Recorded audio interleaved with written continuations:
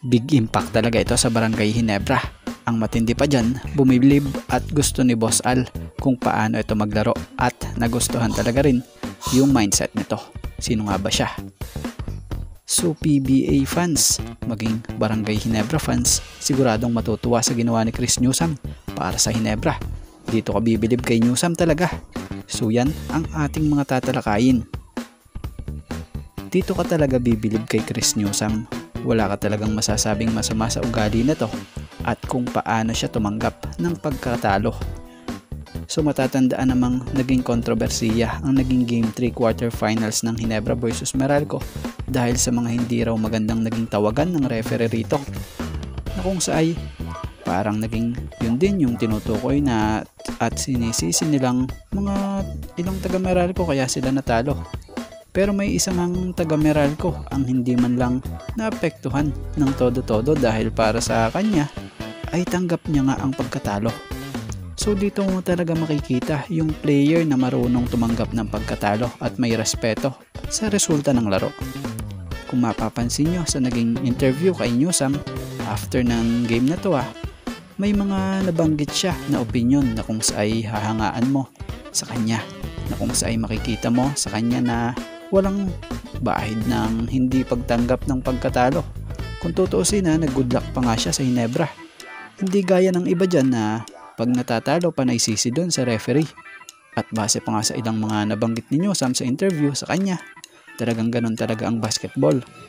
Sayang nga daw at hindi best of 7 So yung kay Newsome kasi, yung pakiramdam niya, medyo kumbaga nabitin siya sa series nila Pero dahil ganun nga raw, basketball talaga Pero wish niya na maging matagumpay din ang Ginebra, na kung saay nag-good luck pa nga ito dito sa Ginebra So dyan mo talaga makikita yung totoong sports sa laro at totoong player, yung marunong tumanggap ng pagkatalo. At dito tayo sa isang player na siyang nagustuhan ni Boss Al Francis Chua dahil sa kasipagan at determinasyon ng player na to na makatulong nga para sa team.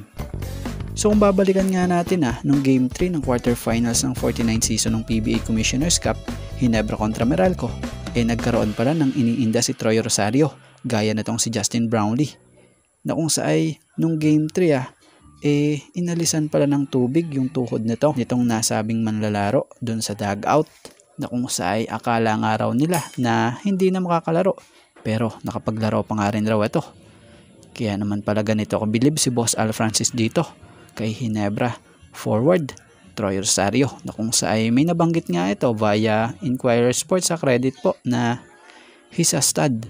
I really like it whenever players truly want to play for a team, die for a team. So totoo naman yan, kahit tayo agree dito dahil sa nakita naman natin kung paano trumabaho si Troy Rosario sa Ginebra. Sobrang hassle, mapa-offense at depensa. Kahit na nga po may iniinda, talaga namang inilalaro niya para sa team niya.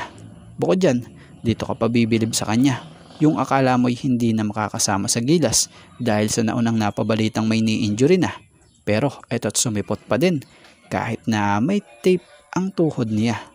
So kita mo sa kanya na gagawin niya rin ang lahat bukod sa team niya, maging sa bayan din niya. Ika niya nga noon, hindi ko hihindian yan at wag kang hihindi para sa bayan.